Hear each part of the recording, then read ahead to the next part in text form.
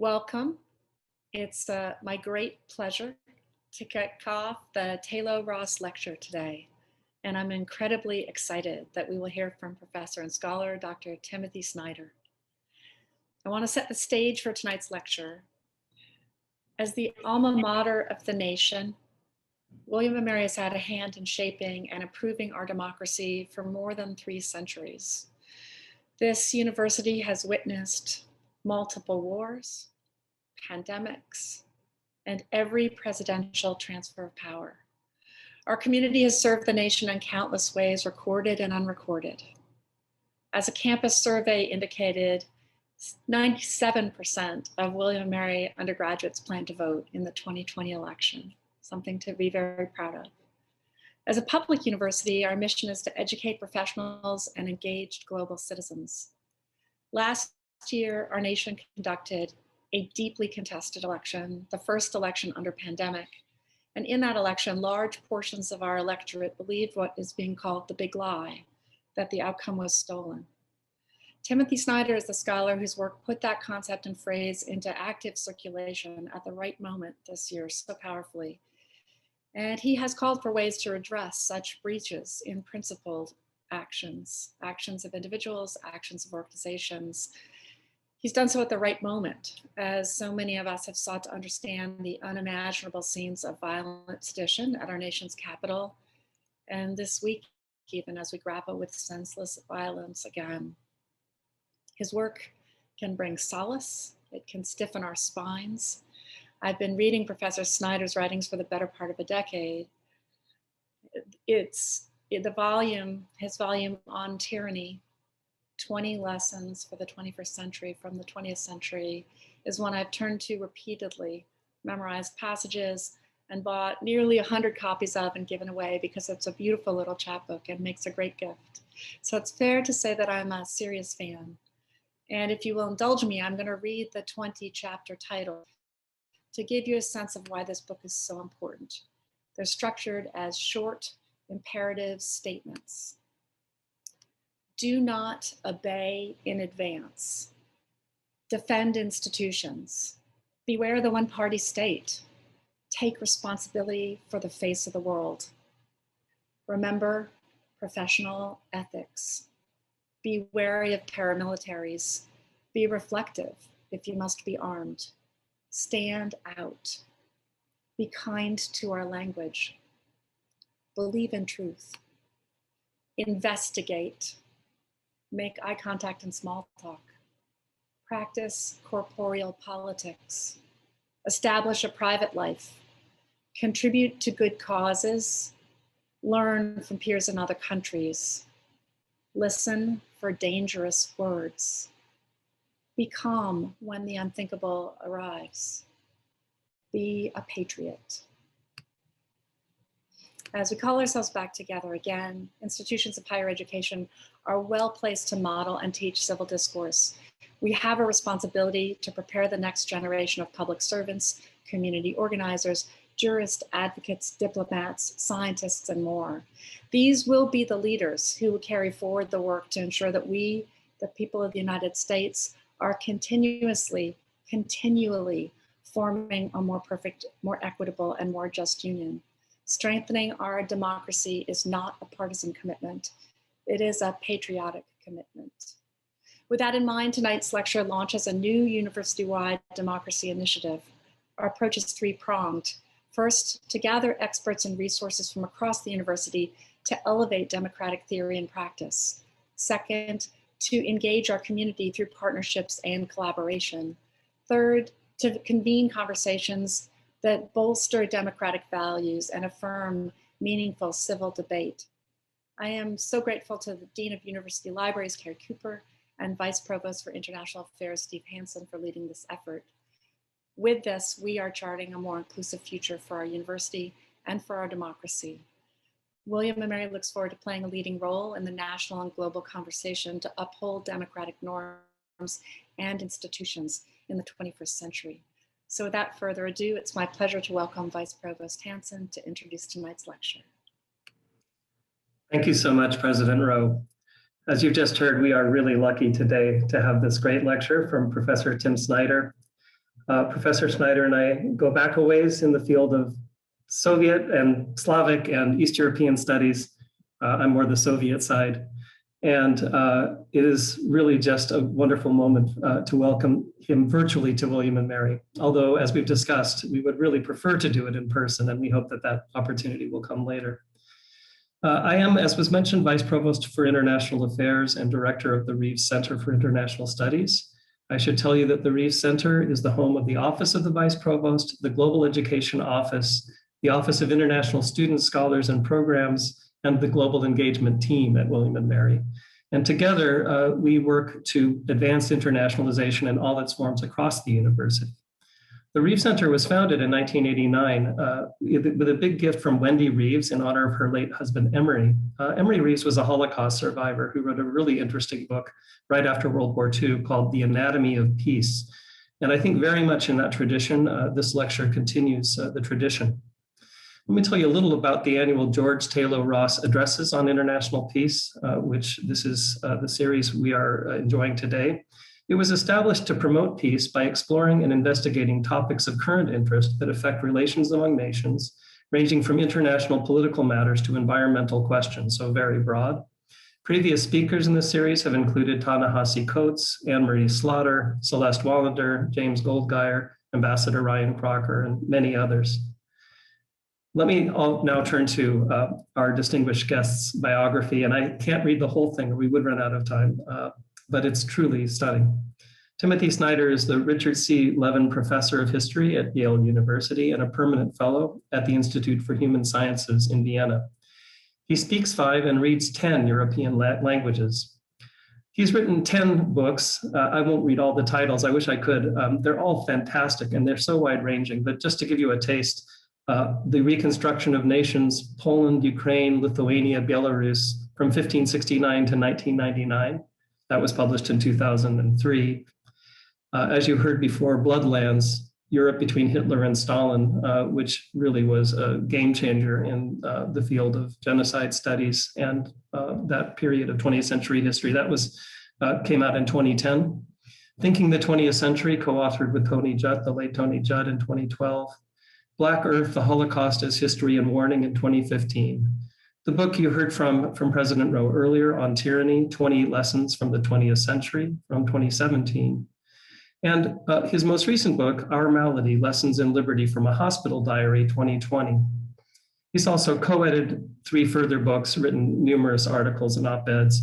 His work has appeared in 40 languages and has received a number of prizes, including the Emerson Prize in the Humanities, the Literature Award of the American Academy of Arts and Letters, the Václav Havel Foundation Prize, the Foundation for Polish Science Prize in the Social Sciences, and many others.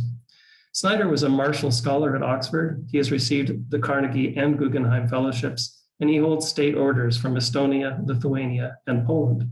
As I think most people here know, he's appeared numerous times on documentaries, on network television, and in major films. And his books have inspired poster campaigns, exhibitions, films, sculpture, a punk rock song, a rap song, a play, and an opera, and is quoted around the world, including most recently in protests in Hong Kong. His current projects include A Family History of Nationalism, and he's finishing up a new philosophical book about the nature of freedom. And I think some of that may show up in the talk today. Just a couple of housekeeping notes before we begin. Please submit your questions in the chat box today, which I'll monitor and we'll return to at the end. And I want everyone to know as well that we are recording today's lecture and we'll send the link to the video when it's available. So without further ado, please join me, at least virtually, in a warm William & Mary welcome for Professor Tim Snyder, whose talk today is Can America Be a Free Country? Thank you very much, President Rowe. Thank you very much, Steve. It's a great pleasure to be talking to all of you in this format. The format's a tough one. I appreciate the kind introductions, putting all of this in context. It's a pleasure to be introduced by Steve Hansen, who was one of the people who introduced the theme of time back into social studies, and that's been very important for me in the decades since then. I'm going to do my best in this format. I'm counting on your attention, and I'm counting on your questions. We usually sit down when we do these Zoom things, this evening, I'm standing up. I had this impression that a free person should be standing up. And also after a year of this, I'm just tired of sitting down. So I hope this works for you. So as you've heard in the introduction, I'm coming to the subject of freedom from a history of unfreedom. I've written a number of history books, as Steve Hansen was kind enough to mention, as President Rowe was kind enough to mention, about tyranny in the past, about the Holocaust, about Soviet atrocity. More recently, I've written a couple of books, Our Malady on Tyranny, The Road to Unfreedom, which are about authoritarian turns in the world and in the United States. What all of these books raise, though, is a question. And it's the question that I'm now trying to face head on in my work. And it's a question which I'm going to try to address in this lecture tonight. Namely, if you can chronicle the collapse of the rule of law, democracy, and so on, if you can explain why things have gone wrong in the US and other countries in the 21st century, then logically, you should also be able to say something about how things should get better. And that's the turn I'm trying to make here. I'm trying to make the turn towards programmatic, normative, more philosophical thinking about the future, and in particular about how the future could be better. So our question is, can America be a free country? Now, for some of you, this might seem like an odd way to put the question. Of course, isn't America already a free country? So why don't we start right there? Now, the answer is basically not. I mean, if you look at our country from the outside, it's clearly a place that has problems. When you have coup attempts by outgoing presidents who've lost elections, you're in a category which really is not the upper class of democracy. At another level, if your discussions about freedom are about things like wearing masks, then, I mean, sorry to say it, but then your discussions as a nation are also not at a very high level, right? I mean, the issue of masks is an issue of self-indulgence, essentially, and no one has the right to breathe viruses into someone else's lungs. If freedom exists for one person, it exists for another person.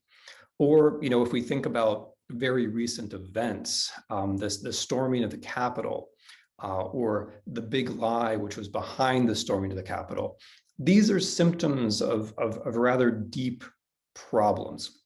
The people who stormed the Capitol did so not on the basis of anything they experienced themselves, but on the basis of a gigantic fiction. And if the early 20th century, the first half of the 20th century teaches us anything, it's that big fictions or big lies are incompatible with a democratic system. But if all of these arguments aren't convincing, I'd suggest that you check the quantitative measures that are so nicely gathered up by Freedom House. Freedom House has us now in a category which, I mean, to be slightly euphemistic about it, is sort of free countries. There are a lot of countries who are rated more highly than we are. And if we take into account that Freedom House is, after all, an American institution, and there's a certain amount of home field advantage, probably, with all due respect, we're really not doing very well compared to the rest of the world. So this is the problem. The problem is that we are not a very free country, and yet we talk about freedom all the time. We use the word all the time. We overuse the word. We wear the word into the ground without really defining it. So the next thing I'd like to try to do, the next place I'd like you to think about, the next subject I'd like you to think about is just what freedom is. I mean, freedom is one of these things like time, let's say, or like thought itself. You think you know what it is until you think hard about it. I think, you know, one of our problems in the United States is that freedom is a kind of speech habit as opposed to a kind of thought habit. So the second thing I'd like to talk about is just what freedom is. So for my money, and obviously this is a long discussion, but for my money, freedom has to do with the development of a confident individual capable of apprehending the world around herself or himself capable of making informed choices based upon a set of individually developed values. So freedom has to do with the existence of an individual, the development of an individual, the capacity of an individual, the ability of an individual to judge the world as it is, but also the world as it should be. Now, in the US, we have a certain tendency, and this is ironic again, because we talk about freedom so much, but we have a certain tendency to narrow that definition rather radically.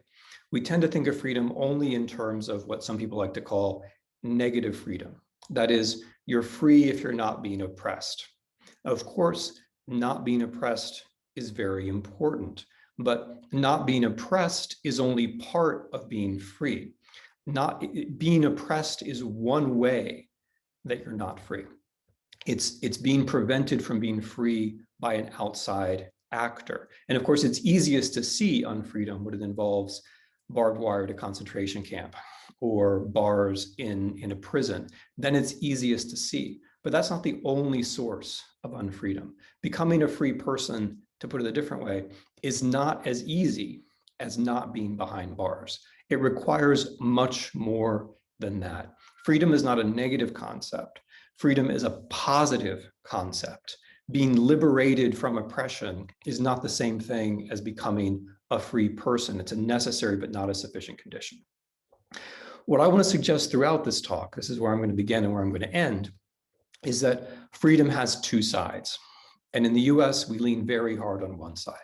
The two sides of freedom are solitude and solidarity. We lean very hard on the solitude side. We tend to think of freedom as being something that a lonely individual does. And that's the plot of all of our movies and much of our literature. One person is cut off from everyone else and at a crucial moment does the right thing and saves the world. Of course, that's not how the world works. It's also not how freedom works. Freedom also requires solidarity. In order to create an individual, we need the help of others, right? This is the paradox of freedom. It's wonderful to be a free person, but no one can become a free person by himself. Let me try to make this more concrete on the basis of a couple of examples. One of them, which was brought home recently to me, is the example of health. Thomas Jefferson, for example, thought that health was a precondition to freedom. And I think this is a perfectly reasonable view. If you've been very ill, then you're aware that without the ability to move your body or without the physical capacity to speak, you're simply not free. Your freedom is abstract to the point of being non-existent. But in the contemporary US, I think this point can be pushed a little bit further. If you are anxious about your health all the time, if you are anxious about the future of yourself and your children because you don't know that you can have health care or you're worried that you can't afford health care, then you are a substantially less free person than you would be otherwise. In the US, we take for granted, we almost treat as normal that lots of us are not insured, that almost half of us have trouble treating basic medical needs for financial reasons. This is not normal. This is a source of unfreedom. If you are in a country where you can just walk into a doctor's office, you are simply a much freer person than in the US. Another example, and this one is the fundamental one for me, has to do with children. So think about this just logically. If you want to think that freedom is negative, that freedom is just a matter of not being oppressed, if you want to think freedom is just about solitude, then consider the example of children. It's ridiculous to think, it's grotesque to think that children can grow up to be free if they're left alone, right? Any amount of common sense or basic experience tells us that that's just not true. For children to grow up well in any way, including growing up to become someone who might be free, there has to be an awful lot of social energy thrown into the picture, beginning with, but not limited to, the family itself, right? So from the very beginning of life, freedom is clearly not just negative. It's also positive. It involves solidarity. And thanks to science, I mean, thanks to the last 5 decades or so of research in child development, we can also push this point further. It's not just logically and obviously the case that children require solidarity, require help to grow up into people who might be free.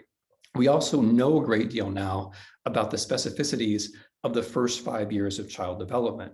And without going too deeply into this, some of the things that we learn or don't learn in the first 5 years have to do with naming emotions, taking responsibility, deferring gratification, the mental and emotional capacities which you need to be a free person.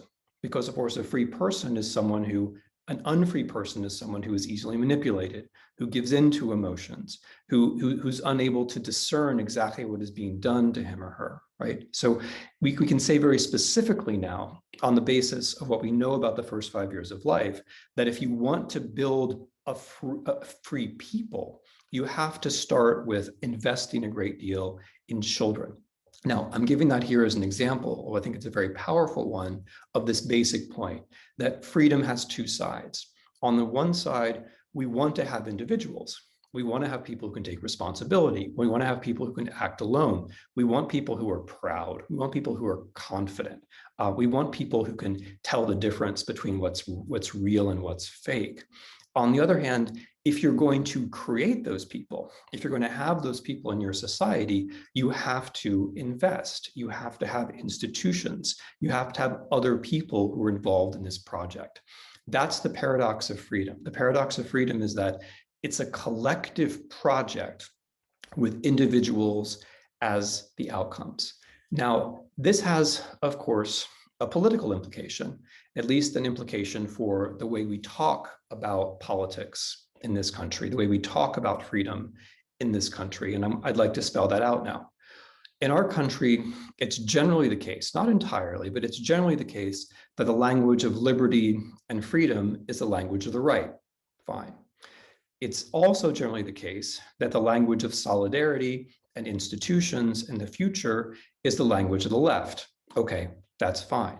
But what if it's the case that in order to be serious about freedom, in order to have a rich and realistic idea about freedom, you have to have the solidarity and the institutions? And what if it's the case that the point of having the solidarity and the institutions is to create free individuals? What if this discourse and this discourse actually fit together? Or to put it in a negative way, what if when separated, they don't make any sense, right? So what I'm trying to do in this talk and in this project is to make the point that freedom is a way of bringing together something we're used to talking about, some of us, with some things that we would like to do, often others of us, and that it just might be that there's a way to reconcile this discourse with these projects, and that way is freedom. Okay, but how do we get there?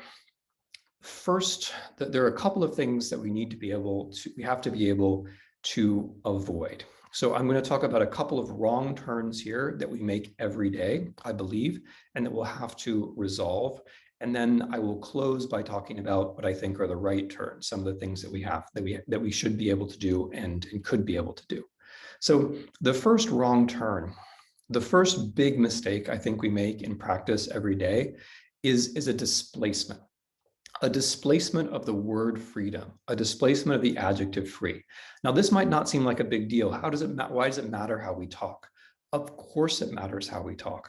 Look at the language of the Declaration of Independence. Look at the language of the Constitution. It's very clear that the people who were thinking about the future of this country cared deeply about just how the language was used, just how we articulate ourselves in the present and into the future. So the way we speak enables and disables politically and morally. And that's why this displacement I want to talk about is so important. And again, it's going to seem, the thing that I'm about to criticize is going to seem natural because people do it all the time. But of course, the fact that people do something all the time is no sign that it's correct or justified. So what is this displacement? This displacement is talking about a free market. If I could wave a wand and get people to stop talking about a free market, I would do it right now. Why is that? Well, there's a logical reason, which is kind of superficial, which is that there's no such thing as a free market. It's an internally contradictory notion. Markets only exist when there is the law. If there is no law, a free market is I steal your stuff or you steal my stuff. That's the free market without law. The market only exists thanks to law. And once you realize that, then the question is exactly what sort of law should there be? And that's a question of balance, as so many things are. But that's not, for me, I mean, the fact that it's logically impossible, that's not for me the deepest problem. The deepest problem is what the language does to us. Because you see, when we say that something else is free, what we're doing is we're not talking about freedom for people. We're ceding the language of freedom to abstractions. And this has costs. So, for example, think about our elections. Since 2010, and basically as a general principle, corporations have the right to take part in our elections. Corporations actually have more rights in our elections than individual human beings should be and what should have. And when you think about it, of course, that's absurd, right? But it is very much the case. Or think about the example that I just gave, which is health. In the health sphere, the private equity firms who own the hospitals enjoy human rights in a way that patients do not. Patients do not have a human right to health, which I believe is a mistake. Or look, for example, at conflicts in Michigan, which shows the future of the United States in many ways, about water. If you cede something as basic to human survival existence as water to corporations, you're saying a corporation's right to be free is more important than a human right, for example, to have air or water or something basic like that. But the problem with talking about the free market goes even deeper than that. When people talk about the free market, they usually have the idea that the free market is something which brings about democracy, that capitalism and democracy somehow go together. This is a dangerous idea. It's basically an authoritarian idea, because if you think that freedom and democracy are brought to you by some instance, by some institution, by some abstraction, by something which is not a human, then you're basically saying, I'm just along for the ride. And if you're saying, I'm just along for the ride, you're saying, I'm not a free person. I'm not demanding my freedom. I have delegated my freedom to this other thing, this market, which is going to bring a law across my democracy. Now, I mean, as an empirical question, the relationship between capitalism and democracy is very vexed. Look at China, for example, but that's not really what I have in mind. What I have in mind is something more basic and more moral, frankly, which is that if you want to be a free person, that means that you're the one who's bringing about your own freedom, not the free market, not anything else. There's no magic out there. There's no invisible hand which is going to bring you these things. It has to be your visible hands that bring you these things. And one more point: if we treat the free market as a substitute for human freedom, we end up with consequences which tend to undo human freedom, right? For example, radical inequality, which blocks social mobility. And social mobility, of course, is another word for the American dream. And the American dream is a way of being free. Namely, you think that you can see a future which is better than the present. You think your own choices can bring it about, right? If we allow severe inequality in our country, as we have done in the last 40 years or so, that blocks the American dream. It blocks freedom in the sense of mobility.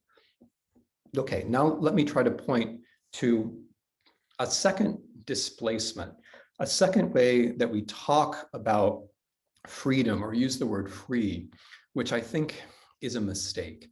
And by these critiques, I'm of course meaning to go deep into our everyday practice, deep into our everyday thinking, deep into our everyday way of speaking. Because if we are not a free country, there's something wrong with the way we're comporting ourselves. There's something wrong with the way we're talking. There's something wrong with the way we're thinking.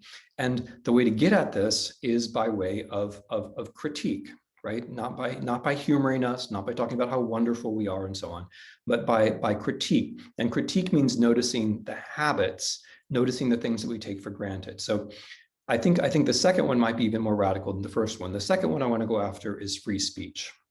So, I mean, just to be clear, I believe in freedom of speech. That's essential to me and absolutely uncontestable for me.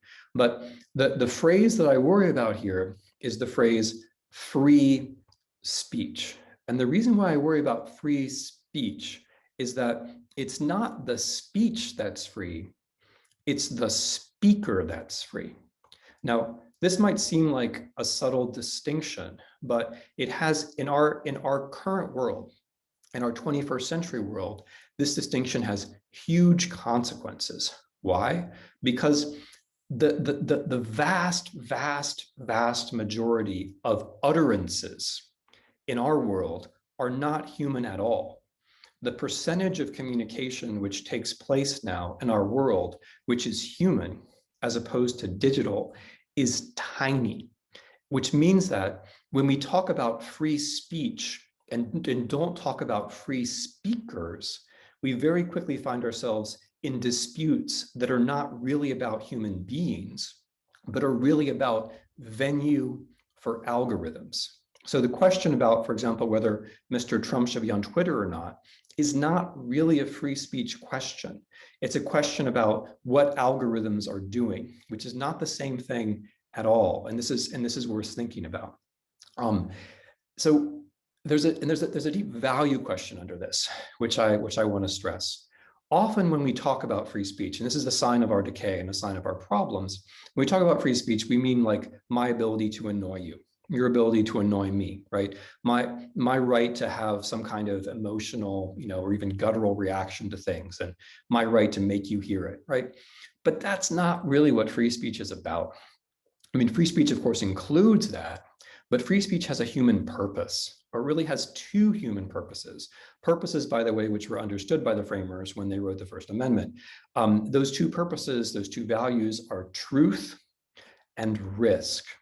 The essence of free speech is telling a risky truth. The essence of a citizen performing free speech is putting himself or herself at risk by telling the truth, which of course is what the Declaration of Independence was. It was an example of risky truth. Or to appeal to a different intuition, when we think of free speech and we remember free speakers, who do we remember?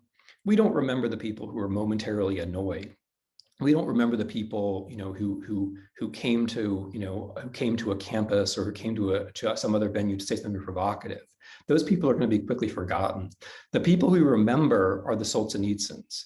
The people we remember are the Havels, the people who spoke the truth to power. That's the point of free speech. And the reason why I stress this is that we should remember the machines, the algorithms, they don't have any values. Truth doesn't mean anything to them. They don't take any risks. The concept of risk doesn't mean anything. So the risk is that if we just talk about free speech and forget about the free speaker, we then end up ceding ourselves and we become less free creatures than we might have been otherwise. Now, once again, I want to push this argument a little bit further, because the question of whether we can become a free country has deeply to do with the question of how we comport ourselves, where we spend our time, how much time we spend in front of a screen, and what we're doing in front of that screen. The average American, depending upon which study you look at, spends more than 10 hours a day, sometimes much more than 10 hours a day, depending upon the study, looking at a screen.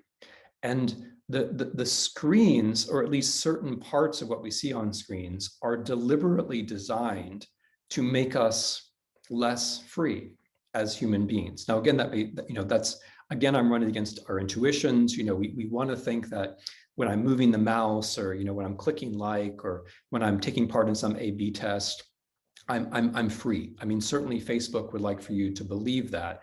But the thing about this is that reduces freedom down to our immediate impulses. It reduces our freedom down to like the smallest possible bit of attention, which can be extracted from us. So let me just say a word about this this is the last thing I want to say before I move on to some recommendations about how we might make matters better. So when we spend time on social media, as we have done so much since 2010, and as especially we did in 2020, we are subjecting ourselves to a process which is deliberately designed to make us less free. And this is true for everyone around the world, of course, but it's particularly true for Americans because we've been at this longer than anyone else.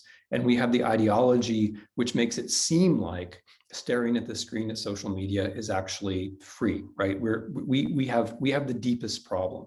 Or to put it slightly more drastically, when it comes to social media, the rest of the world looks at us as the laboratory rats. And I want to stay with that metaphor for a minute because it's quite appropriate. What social media does to us has 4 steps. There are 4 steps of our deliberate disablement by way of social media. And the first of them is precisely making lab rats of us. It's putting us in a state of experimental isolation. When we're on social media, we're separated physically, sensorially, we're separated in every possible way from other human beings. And this is important because what the behaviorists know, what the people who organize these kinds of experiments know, what the people who organize advertisement know, what the people who organize interrogations know, is that once you get somebody alone, they're very vulnerable to something which is called intermittent reinforcement. Intermittent reinforcement is when over and over again, you're giving something that you like, but then randomly you're giving something that you don't like, which is the experience of social media. You're given the stuff that makes you feel good, but every once in a while you're given something that makes you afraid or anxious. And that's deliberate. That's baked in. That's part of the package. That's not an accident. That intermittent reinforcement is meant to keep you online for as long as possible. As a result of this experience, you find your own views confirmed, right? The things that you think and the things that you fear are repeated back to you. You're subject to something which the specialists call confirmation bias. You become more of yourself to the point of becoming a caricature of yourself, right? And then at a certain point, you do something in the real world based upon the things that have happened to you online. So for example, you vote on the basis of things that you think you know or feel because of social media. You repeat a lie or a big lie that has nothing to do with your personal experience or your own thoughts. You do something more dramatic. You storm the Capitol building of the United States. Again, not on the basis of anything you think or you know, but on the basis of how you've been played by the algorithms. Now, to repeat, these tricks which I've recited to you are designed to make you less free. They are the same tricks that are used in advertising, the same tricks that are used in interrogation, but they are now used on a titanic scale by non-human entities, by algorithms, right? Why does this seem normal to us? Why does this fracturing of our attention span? Why does this polarization of us? Why does this bestialization of us? Because that's what it amounts to. Why does that seem normal? It only seems normal because of our own ideology about the free market.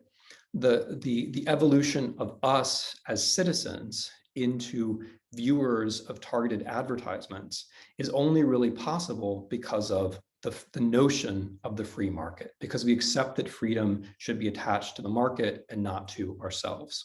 So these 2 displacements that I'm talking about, quote unquote free market, quote unquote free speech, come together in that particular way, right? So this then defines the challenge, and it's a very basic challenge. The challenge is that humans, citizens, have to claim freedom for themselves. Freedom is for citizens. Freedom is for humans. And to repeat what I said at the beginning, saying this is very important. Claiming freedom for humans, not allowing freedom to slip by way of our mental habits and our verbal habits towards abstractions, towards non-human entities, speaking articulately and clearly about to what freedom attaches, or rather to whom freedom attaches, to humans, is itself very important. That's how we use the language determines what we claim don't claim freedom, but instead, by way of how we talk, accept that freedom is a matter of of um, of abstractions, right? Then we are submitting, and I think it's important to insist on that. Then we're submitting.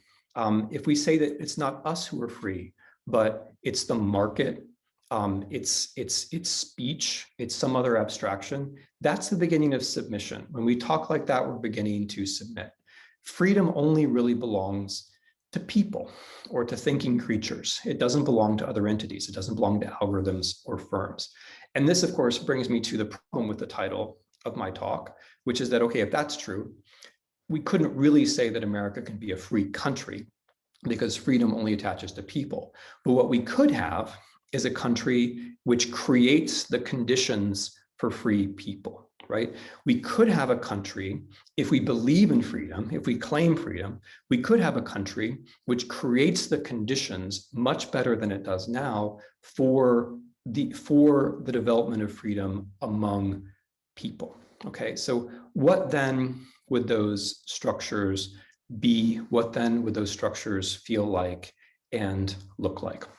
I'm going to give 5 examples and then say a very brief word of conclusion, and then we'll have time to talk about this. So the first level of structure we've already talked about, and I've done what I can about it this afternoon with you. The first level of structure is normative. The first level of structure is insisting that freedom is the highest human value. And it's not something we just have to insist upon. It's something we can pretty easily reason our way forward to. And the reasoning goes like this. I have values. You have values. We all have different values. Not only do we have different values, our values contradict. They have to contradict. Not just my values with your values, but my values with my values and your values with your values, right? So you probably think that loyalty is a good thing. That's a value. You probably think that honesty is a good thing. That's a value. Nevertheless, you probably weigh the occasions when you speak the full truth to your friends. That's because you're constantly arbitrating among values. That's what a free person does. And the reason why freedom is the highest value is that what freedom is the ability to adjudicate among values. It's the ability to see yourself as one person among other people, the ability to see your values in their relationship to one another and in their relationship to the values of others. So it's not that hard to reason our way to the idea that freedom should be the highest value. That's one kind of structure. A second kind of structure is what I would call sovereignty, becoming a sovereign human being, by which I mean the education in the broadest sense of children and young people, so that as best as we can, we allow them to develop the capacities which enable them to be as free as possible. So this is an argument for investing more in young people, but not just in the financial sense, also in a moral and in a political sense, that the first 5 years of life, I think, are absolutely crucial for whether you end up having free citizens, free people in your country. By sovereignty, I mean that when someone grows up, it's not just a matter of attaining a certain age, it's a matter of having learned things in the right way at the right time, such that they are the best adjudicator they could possibly be, the best evaluator they could possibly be, right? So they feel themselves to be confident in the way that we would like free people to be. A third structure that we need for freedom is mobility in the broadest sense. And of course, that means simple things like a mobile workforce, like the ability to get a job coming out of college, the ability not to have too much debt coming out of college. But it also means something broader. It means something like the American dream. And in here, I just have to say a word about history. The American dream has 2 sides. One of them is unsustainable, and one of them is possible. One version of the American dream would be Go West, Young Man. One version of the American dream is the frontier. One version of the American dream is when you wear out one place, you can go to another place. And that, of course, has its attractions. It's a central part of our history, but it's now unsustainable. Not just physically unsustainable, but it's also morally unsustainable. So the question then, the hard question, if you want to be a democracy now, is what do you do after that kind of frontier experience? And there's an answer to that question. And the answer to that question is social mobility. The American dream can also be social mobility. It can be the idea that my children's lives will be more interesting than my life. My children will have opportunities that I didn't have, rather than the other way around. That's a version of the American dream. That's possible, but it requires a sense of the future, which is the other thing I want to say about mobility. Mobility, the American dream, it involves not just place, but time. It involves the future. And so the future cannot be filled with catastrophe, right? In order for there to be mobility, to have a sense of the future, to have an American dream, you have to get your mind around and your policy tools around global warming, right? Global warming isn't just about ecology. It's not just about the world, although of course it's about the world. It's also about the ability of humans, Americans, to look out into the decades and the centuries ahead and think, yeah, things could be different and also better. Insofar as there's a catastrophe which is closing down on us, it makes it very hard for us to have that sense of mobility. A final structure, and all of these structures I hope I've already hinted at in the body of the lecture, a final structure is factuality. A human value is truth, but truth doesn't arise on its own. Free people need truth because it's only with the help of truth that you can challenge those who are more powerful than you are. If you don't believe in truth, you don't have access to factuality, you will always lose out to spectacle. Even the Greeks understood this. That means that we have to not only value truth, but we have to support the institutions which produce truth, which means above all supporting investigative journalism and local reporting. And then the final structure is the one that Steve and President Rowe started by mentioning, which is democracy. Again, a word that we use an awful lot, but a structure that could very much stand some improving in this country. But if we had a much more democratic democracy, one with less money, less gerrymandering, shorter political seasons, and so on, one with no voter suppression, a democracy embodies a number of these values that I've insisted have to do with freedom. A democracy is a place where we make decisions on the basis of facts.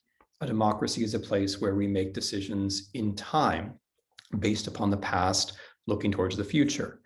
Voting is the act of a sovereign person, a person who is entrusted to adjudicate values, one's own and those of others. All right, so those are the basic structures that I think America would need in order to become a free country, or more articulately put, or more accurately put, a country which favors the free development of its own people. And in making this argument, I'm going to close where I began. I'm aware that I'm trying to bring some things together, but the things I'm trying to bring together, I believe, belong together. The paradox of freedom, that it's about individuals, but individuals have to be created thanks to others, is built into freedom. There is no way around that.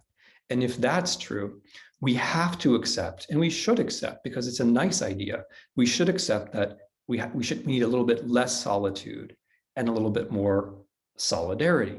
And if we can accept that, we might also see that, as I said at the very beginning, some of the ways that we like to talk about freedom might be much more easily reconcilable than we've thought to some of the things that we want to do to ensure that we have a better future. Thank you very much for your attention. Thank you so much, Tim. I know everyone online is just buzzing with ideas and stimulated so much by that incredible lecture. We have quite a number of questions, and you've generously agreed to answer some of them. We'll see what we can get through, and my apologies in advance to anyone who has a question in line that I don't get to. The first one is from Alex, who says, "Hello, Professor Snyder. Thanks for doing this lecture. My question is, how do we find the path away from the catastrophe we seem to be headed toward, which is actually very, you typed this before you concluded, so I think he anticipated. The election of Biden won't magically fix the problems of Trumpism, and the influence of Russia's cyber war continues to wreak havoc. The cult of Trump and that conspiracy mindset is here to stay for a while, I believe. So how do we break the cycle? Okay, so it seems the catastrophe that Alex has in mind is the political one. I mean, there are a lot of catastrophes we could be cataloging through. I want to appreciate that challenge rather than pretend that there's an easy answer to it. I mean, because I think contained in that question is basically the right approach, namely that we have to see this as a question not of years but of decades, right? So it is correct that the election of let me put it this way. It's good that the person who won the office of President of the United States is the President of the United States. That's a good thing. That's a start. I agree with Alex that does not automatically solve everything, but let's at least accept that it's much better than other possible outcomes. I think, I mean, as President Rowe was kind enough to say, I think the way to define the problem that Alex is referring to is as a big lie. And we know something about big lies. We know that big lies can survive the person who articulated them, right? So the famous example is Germany. The big lie in Germany was the stab in the back in the First World War, the idea that Germany didn't really lose the war, but Jews and socialists stabbed us in the back on the home front. It's a lie, they really lost the war. But the people who articulated that lie were Germany's high commanders in 1918 and some other people. The person who rode that lie to power was Hitler 15 years later, right? So what I worry about is the durability of the lie. And I think the lie is actually more important than Trump at this point. And so I think part of what has to be done is to treat the lie itself as unacceptable. I mean, I think it's very positive that the term the big lie has caught on. I think that that puts the stigma in the right place. I mean, at the level of individuals, I think it's very important to calmly talk about these presidential elections with conviction for a very long time. At the level of institutions, I'm just going to point to something I said towards the end. At the level of institutions, we need to redirect very considerable resources from social media towards local news. Not because that will immediately get people not to believe in the things they believe in, but because that's the only way to rebuild a kind of fabric of everyday reality and trust. And it's that absence of everyday reality and trust which makes conspiracies, like all kinds of distant thinking, more attractive. So I'm accepting that this is a challenge which is going to take a lot, which has to be approached from a number of different angles, and it's not easy. It's important. Thank you. So I think that leads very neatly into the next question from Dan Deans. He writes, social media has strengthened our human proclivity for tribalism. Historically, Americans have pushed back against this impulse with the public sharing of information. But today, social media strengthens tribalism by reinforcing quote unquote alternative facts within the in-group. So how can we have a unified America that embraces the value of freedom for all, he writes, with social media constantly dividing us into the competing tribes? Yeah. So again, I mean, the premise is very much true, and I think the word tribalism is quite appropriate. I think there's a fundamental. I mean, you know, Steve will remember this from Weber. You know, there's this fundamental difference between clan-based and rule-based societies, and a clan-based society doesn't depend upon factuality; it depends upon charisma, right? It depends. You know, the leader is going to make the weather. The leader is going to have some kind of success, and maybe he's going to share the booty with you, or maybe he's not. He's an unpredictable leader. Who knows? There's that kind of society, and then there is I'm not afraid of the word. There is the enlightened form of politics, which says we can all be reasonable. I mean, there are limits to our reasonability. Our reasonability has to be sometimes taught. We need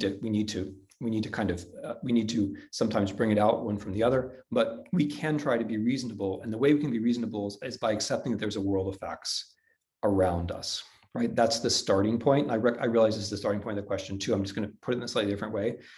I think it's normal that we have different values and good. And it's totally normal that we have different emotional reactions to things. It's when we don't have the common set of facts that a republic becomes impossible. I mean, a republic literally means a common thing. And if there isn't a common set of factual knowledge, and if there isn't a common belief that there are facts, I think a republic then becomes impossible. So part of the answer for me is moral. And this is, this is partly a challenge to the left. I mean, some of the things, not everything which on the right, which has gone wrong, comes from the left, but there are some things where I do think a certain amount of rethinking is in order. And one of them is this idea of factuality. That I think the notion in some parts of the left that we liberate ourselves by constantly finding different ways to run away from the horizon of truth. I think that's proven to be simply incorrect. I think that's proven to be wrong, frankly. And so I think the first thing we have to do is we have to say, I mean, it sounds naive. It's one of these things that sounds naive. You have to say, well, look, I believe in the horizon of truth. I believe in pursuing the horizon of truth. I'm never going to get there, but I believe that that is the right pursuit. I believe that's the correct pursuit, right? You have to be willing to say things, I think, like that. And then there's the institutional answer, which is, and this is one thing going back to Alex's question, which I think is missing from the Biden approach so far, right? There have been some, I mean, there have actually been some pretty impressive moonshots so far from the Biden administration, but this has been missing, this question of factuality. We also need a factuality moonshot. We need something which takes huge amounts of money and uses it to restore local news in the US. Most of the United States territorially right now is a news desert. Most counties in the US do not have a reporter writing about basic things like, is everybody corrupt?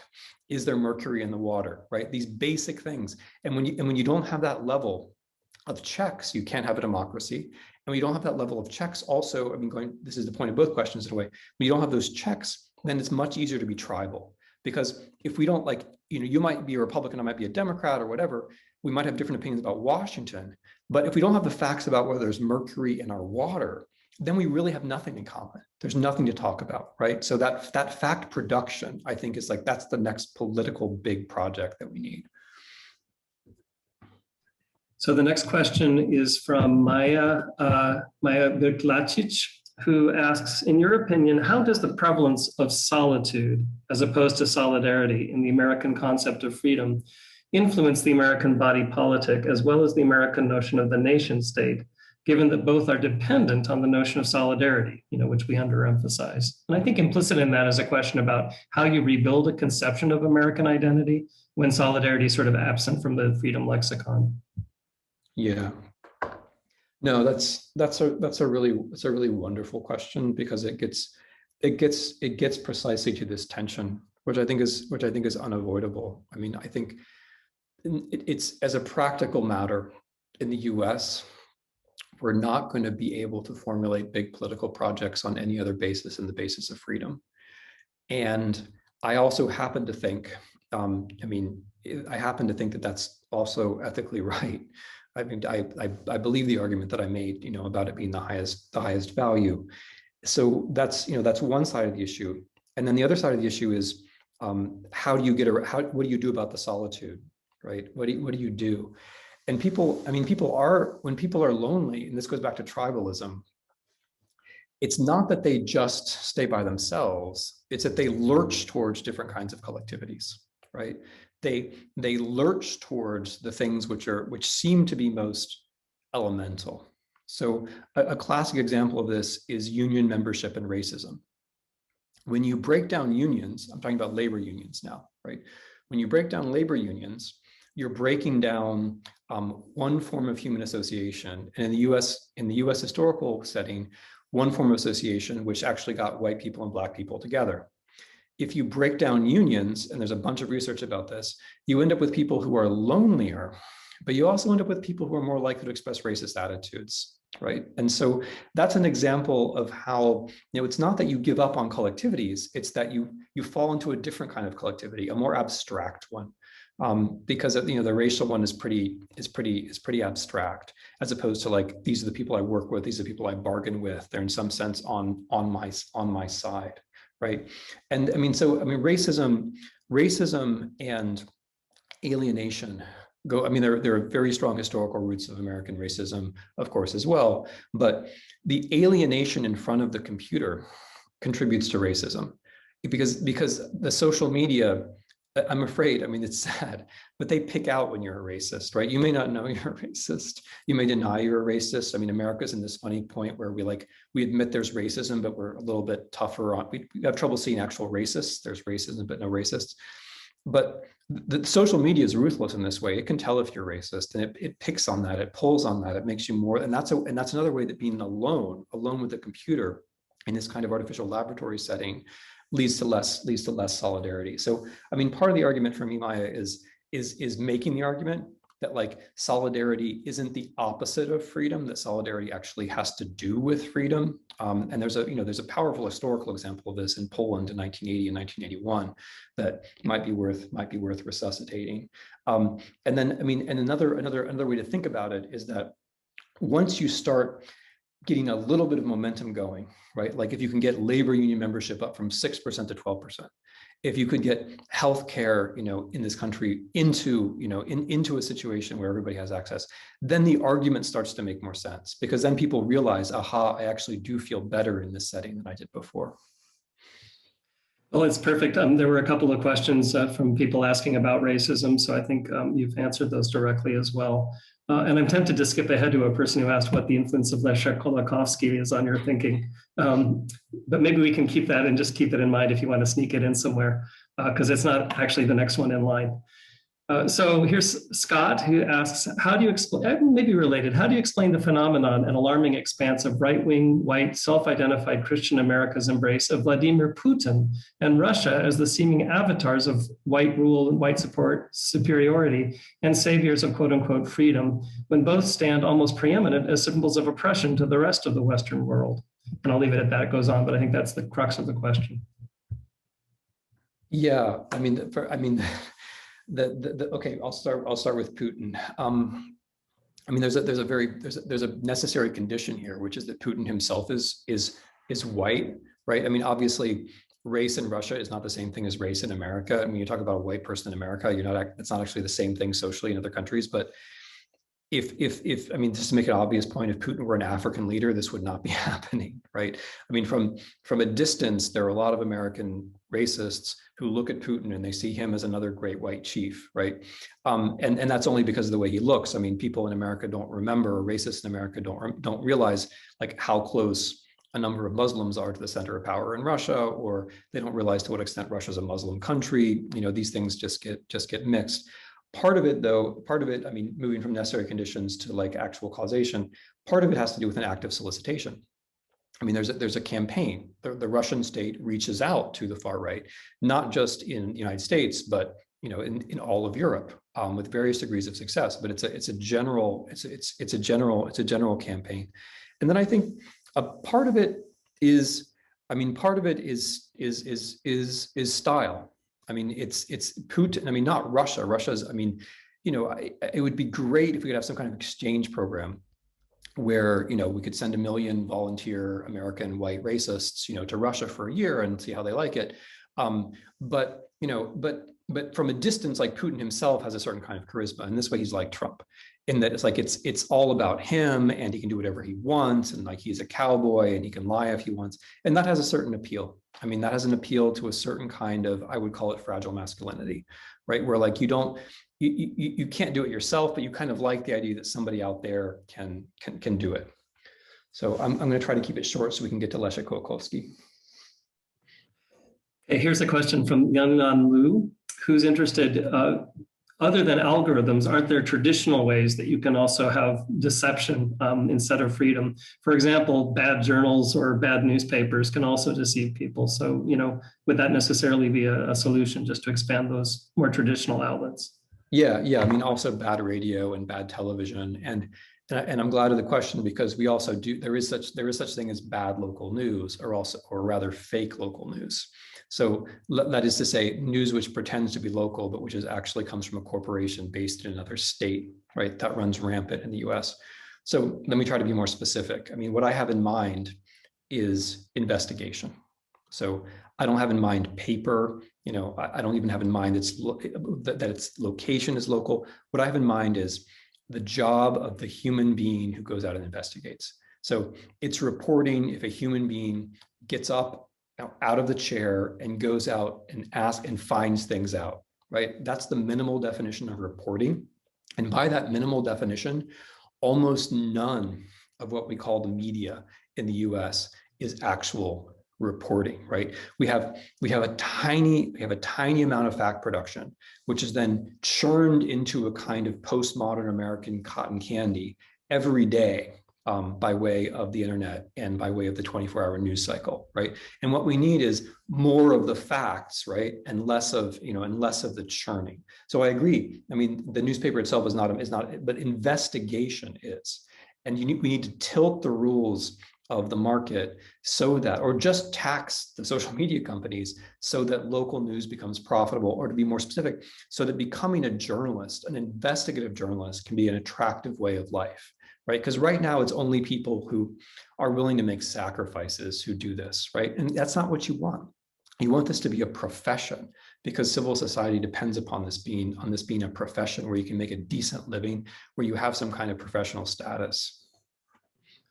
So I'm going to put three things together here, because the same person who asked about Kolakowski is also maybe the person who asks a question. All the money seems to be on the dark side of this argument. Facebook will pay more than the government for people trying to fuel the truth. So how are you going to get people to choose long-term gains, especially, of the Republic, over short-term pay incentives? Another person asked very similarly, I stay off social media because I have found it to play into my hopes and fears. But social media tends to be aware when I'm about to go out in public and I get more controversial feeds. And so governments are handing even more power to Google and Apple for contract tracing in the pandemic. What would be the best way to fight against all this? And the question from the anonymous attendee was, is your point about adjudication of values influenced at all by Kolakowski? So that was the specific question. I'm sure that all fits together very logically. Okay, I'll make it so. Number one, I mean, we are not, so this is like the great thing about being a historian, is you can always say that the situation you're in is not unprecedented. I mean, I think the situation we're in now is not unprecedented. I mean, the US in the late 19th and early 20th century also faced a situation where the federal government looked like a joke. I mean, even more than now, it looked like a joke. I mean, in the face of the trusts, it looked like a joke.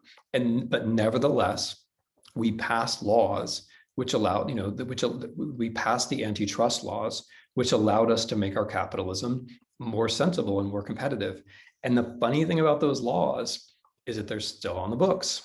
And the funny thing about those laws is that pretty much, if you just read those laws, I mean, in black and white, it's pretty clear that all of our big software companies are violating them, right? So, I mean, part of the answer is really simple. The government actually not only has the power, it has the legal authority to break these things up.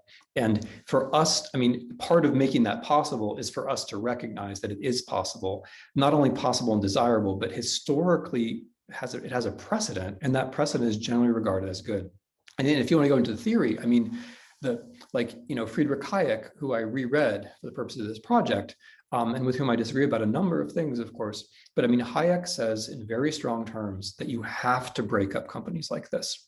I mean, he says specifically that there's no difference between monopoly capitalism and Soviet central planning. And if you're against one, you should be against the other. That's Hayek. That's not some crazy leftist. And I think those are words to be heeded. Second thing is like this question of choice, right? I mean, what social media does is that it reduces like choice to impulse. So if you ask people, do you want your social media feed to give you, accurate local journalism? People will say yes. That doesn't mean that in practice they'll go for it, right? But who is the free person? Who is the real, who has the authority? The person who's answering the question, or the person who can't stay away from the dessert buffet, right? I mean, I would vote against the dessert buffet. I would vote, like, people say they actually want to have, so I think that we take that seriously, right? Most people would like to have Facebook behave differently than it does, and I think we should take that seriously. Okay, Kolakowski. Yeah, so I mean, I was I was very, I mean, I don't think I still realize just how fortunate I was to study as a graduate student in a university where Isaiah Berlin and Leszek Kolakowski were teaching. And these are the two, in my view, the two great articulators of pluralism as a version of liberalism, right? So not liberalism necessarily of the kind of familiar Anglo-Saxon type, which means that we are, our minds are tabula rasa and we are individuals and we're reacting to stimuli and so on, but a liberalism which is based upon the inherent pluralism of values, that there are multiple values that can't be reconciled. Kolakowski actually writes about this as a philosopher. Berlin writes about it kind of indirectly as a historian of ideas. But it's Kolakowski, as the anonymous questioner seems to know, who is in articles in the 1970s is very beautifully articulate about this. And he was, of course, my teacher, and I continue to read him, and I regard him as a great and neglected thinker. And of course, as the anonymous questioner might also know, Kolakowski wrote a famous or locally famous in East European Studies article called one-page article, really a kind of dissident manifesto called "How to Be a Conservative Liberal Socialist," in which he makes the point, I think, which I think is a valuable point, not just politically, but also in a way socially, that the values that we think of as conservative and socialist and liberal, it's not that they're the same values, but it's that sometimes they can't work one without the other, and that sometimes they're not even coherent one without the other, right? So that's, I mean, that idea of Kolakowski has stayed with me, yes. So I'm afraid we're getting toward the end, and I have way too many questions to get to. So again, my apologies. I'm going to group a few together. Professor Snyder, are you okay to go a little longer? Yeah, of course. Great. And some of these are from colleagues who will be even less likely to forgive me if I don't ask the questions. So Professor Chris Howard, who's my colleague in government, asks, thank you very much. How do we find common ground with individuals who embrace freedoms, but only if they do not conflict with core religious beliefs? And then Professor Prokhorova in the Russia post-Soviet program, Lena, asks, how can we talk in simple words to somebody who believes it is their fundamental right through quote unquote freedom of speech to yell at someone who is different? So I think these two get a similar kind of problem, right? Which is, what is the civic approach to those who really aren't buying into this particular program and that, will use the language of freedom to defend their position? Yeah, I mean, this is a version of what I think of as the hard question, which I confront myself all the time, and which I'm confronted with all the time. The hard question is, okay, maybe you've convinced me, but how do I start in talk? How do I preach not to the choir, right? So I am, by the way, a big believer in preaching to the choir. There's a reason why you preach to the choir. If you don't preach to the choir, they don't come to church, right? So you got to preach to the choir. Preaching to the choir is essential, but how do you get beyond the choir? So I guess one point I would make is that we have to keep up contact on other subjects. So, I mean, that's, it's kind of basic common sense. And this is one of the things I write about on tyranny, but we have to try to keep up contact on other human subjects so that we have a certain amount of credibility. Second thing is, I think we have to flip the freedom argument. This is what I'm trying to do, right? I think we have to try to say to people like that, like, why are you against freedom? Because it's not freedom, but I mean, if you are acting on the basis of something which is not true, you're not actually free.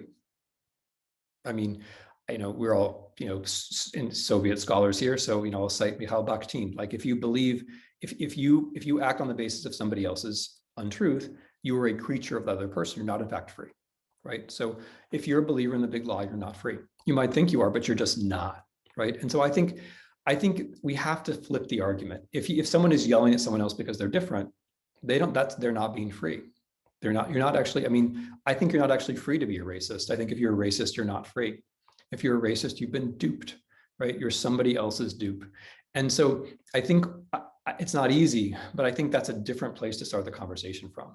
not from like, oh, well, like we clearly both believe in freedom, but you're abusing your freedom. But hey, you might actually be a free person. Like, it's not just that you're messing with somebody else's freedom, but you might not actually be a free person. You might be wrong in thinking that you're a free person. And then, I mean, the other thing to remember is you never convince anybody, right? You never convince anybody. If you remember that, you can stay a lot calmer. You never convince anybody. All you do is plant a seed.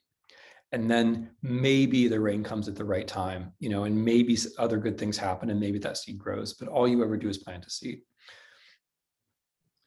So I think we should not make you work too hard. We have a couple last questions that I think will help us get to a conclusion. And one I like, it's very direct, from Hudson Fortney, who writes, how can America achieve freedom within a two-party system of a populist Republican Party and an ineffective Democratic one? I mean, I would put it more directly than that. I think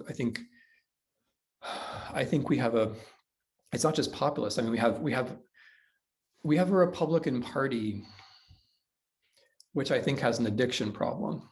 And I use this metaphor very seriously. I mean, as somebody who's seen addiction and thought about it, I think voter suppression is an addiction. I think once you start it, you do a little bit of it, you get used to it, and before long you can't do anything else. Before long it dominates everything, and before long you've forgotten all the other things you used to know how to do. And that's where the Republican Party is right now. It's all about gaming the system. I mean, it's all about gaming it. I mean, some people have gone beyond gaming it, like Mr. Trump himself or Senator Hawley or Senator Cruz. They've gone beyond gaming it. They're openly talking about non-democratic outcomes. But once you treat it all as a game, then you can no longer think about substance. You no longer have policy. And the Republicans have this problem. They don't have policy. I mean, all their positions are kind of parodies of Democratic positions. All of them. I mean, the Democrats talk about race. The Republicans talk about race in a different way. The Democrats talk about authenticity. The Republicans talk about being able to say whatever they want. There's basically right down the line, everything the Republicans do is a kind of reaction.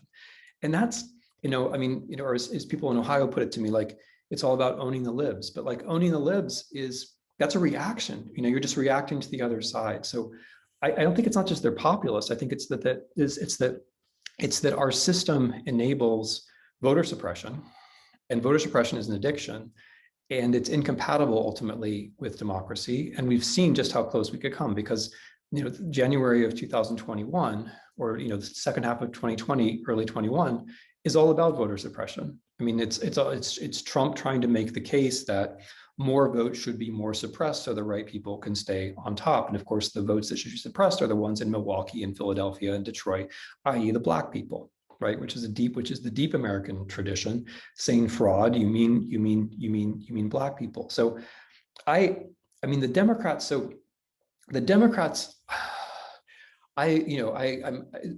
think the Democrats are then thrown into this uncomfortable position that they have to be both the party of the status quo and the party of change. I mean, they're in the position the SPD was in interwar Germany, right? They're supposed to be the left, but actually they have to be the center. And that's an unfair position. And that's how you get to look boring, because you have to be so normal. You have to defend the status quo because the other side has become an anti-system party. So you have to be boring and normal and defend the system. And at the same time, you have to offer a vision, right? And you can feel that tension in the Democrats right now. They're not a center-left party. They're like a center party and a center-left party. It would be much easier for them if they could be a center-left party. But for that, they need the Republicans to be a center-right party, which they're not. So, I mean, this all points to, I'm trying not to be personal about this. Like, I think it's a systematic problem. I think it would be, I mean, I can say this till the cows come home, it won't make any difference, but I think Republicans could win national elections in this country if they didn't suppress the vote. But since they suppress the vote, they're going to be seen as racist, because suppressing the vote is racist, and not just in its consequences, but usually in its intentions. But if they didn't suppress the vote, then they would start thinking more about policy. And if they start thinking more about policy, they could win elections, right? But just telling them that isn't going to work. I mean, what we have to be able to do is put the bits and pieces together to make voter suppression an untenable strategy in this country. That at least would be a start. Fascinating. There are a number of questions about social mobility and how to achieve it. I won't be able to ask them. Again, my apologies to those whose themes didn't come up as directly as they would like. I do want to end with this one, Tim, because it strikes me that it's quite related to some institutional dilemmas we face at William & Mary and that universities face. You know, for example, we want as a university to stand up and support democratic values as part of our mission. President Rowe said that at the beginning. And yet we also cannot be top-down indoctrinators of our students, and we won't do that. So that balance is tricky. And the question from Michael is, you don't mention the role of science, and in particular, its essence that facts are based on skepticism. So, you know, factuality doesn't come sort of automatically, right? There's all sorts of ways one tests and does experiments and then calls into question the results of those experiments. So can you speak to this aspect of the theme and, you know, fit it in with the argument? Yeah, no, it's a wonderful question, and I'm a big believer in science. And if I ever get around to writing the book that I'm talking about now for one of the first times, there's going to be a good deal about science, and precisely for this reason. It's because, of course, it's not that like science, you know, agreeing with the premise of the question, it's not that science gives us a kind of state, you know, it doesn't give us, it's not like the dramaturgy of reality, like it doesn't give you this fixed reality against which you then act out your own lives based on your emotions and values. Science brings us closer to reality, closer, but always, you know, always by gradations and never actually reaching it. And there are lots of examples which are really cool, but which we don't really have time to talk about how this is true, you know, from in fields from you know, physics to microbiology. I want to take the premise of the question and run with it, because the premise of the question is about method, right? Facts don't grow from the ground. Facts only come into being by way of some kind of, you know, let's call it controversy, but controversy which is based upon method, right? And so the word controversy is now an almost unusable word, because controversy means you say something, I disagree, and I talk louder than you. But what I mean is a method, and skepticism is a good word here, a method which forces Goethe had a great phrase for this, significant roughness, he called it. Like, things have to get beaten around before you know that they're right. Significant roughness. And the scientific method is one form of significant roughness, right? You have a hypothesis, it's probably wrong, you know, you got to admit it's wrong. In front of your graduate students, you know, you blew it, do it again, do it again, do it again, do it again. You publish, you know, your colleagues critique, they run the same experiment, they can't get the same result. But nevertheless, at the end of the day, we can make a vaccine, right? I mean, at the end of the day, like with COVID, for example, there's been all kinds of nonsense all along the way. Lots of people have gotten things wrong, but a year into it, we do actually know more than we did. I mean, we measurably know more than we did a year ago. And so I would just push that point about method into different realms, right? So I'm a historian. I also have hypotheses. They're also usually wrong. I only know they're wrong because I go into the archives. I let the sources come to me. I let myself formulate another question. That one turns out to be wrong too. I keep repeating that until I get to a question which actually allows me to come to some kind of an answer. It's not the same as a laboratory, but it's not entirely different either. And then again, like I publish and my colleagues disagree, and like some of the disagreement turns out to be justified, and then I reformulate my question again. Maybe I write a different book. And this is true about journalism, right? So I don't count as a method that, you know, Professor Hansen goes out and does investigative reporting, and then somebody immediately copies it on some other site, right? That's not a method. The investigation, though, is a method. Investigative reporters do have their methods. They have their methods of talking to people. They have their ways of checking sources. They then go back and read, you know, they read history, they situate it, right? So that's also a method.